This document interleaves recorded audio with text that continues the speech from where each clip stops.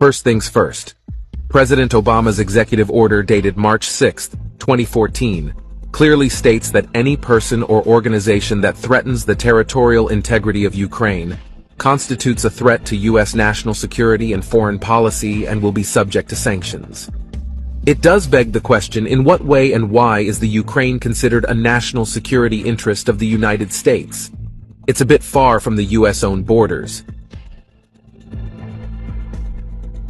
Second, the UN adopted a resolution reaffirming the UN's commitment to Ukraine's sovereignty, political independence, unity, and territorial integrity within its internationally recognized borders. But according to a statement by UN Secretary-General Ban Ki-moon, a group of legal experts working under the UN Security Council concluded that Ukraine has not been properly registered as a state, according to the UN's demarcation of its borders since the collapse of the Soviet Union. The experts noted that Ukraine still lies within the boundaries of the Soviet Union's administrative borders, over which the UN has no legal jurisdiction. The EU actually supported this position.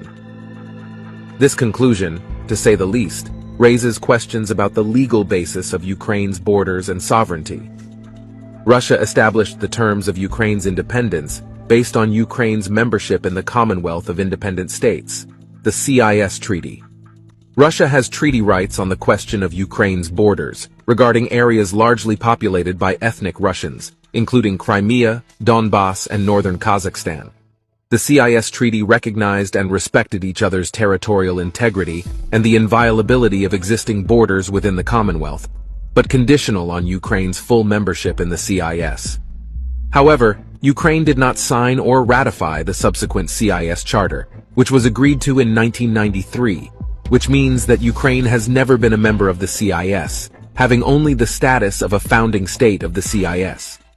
The Treaty of Friendship between Russia and Ukraine, signed in 1997, was intended to further cement the borders, with firm borders a necessary standard for Ukraine's recognition by the international community and any consideration of NATO membership. In September 2018, Ukraine announced its intention not to renew the treaty.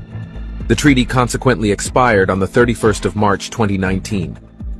In summary, it could be legally argued that the Ukraine does not in fact have established and ratified borders with Russia, Belarus, and Moldova, the republics of the former Soviet Union, and the borders with other countries were inherited from the Soviet Border Guard Service. Imagine, if you will, that Russia has international law on its side, and that the activities that the US and its allies has been conducting, with Ukraine as a proxy since 2014, are coming to light. We imagine that there is a whole bunch of corrupted individuals with a lot to lose that are now acting out in panic, especially if it would emerge, perhaps a little later, that like a Russian babushka doll, many more layers are yet to emerge, stemming from the same corrupt criminal structure, acting in the background, a proxy within a proxy within a proxy. This is how they've always done it, to act without being seen. So, COVID, election fraud, Ukraine, Nazis, money laundering, crypto scams, corrupt energy companies, the Bidens, the Clintons, Obama, the Bushes, Ericsson funding ISIS, failing economy, central bank digital currency. At this point, it's almost impossible to not see the corruption, even with your eyes closed.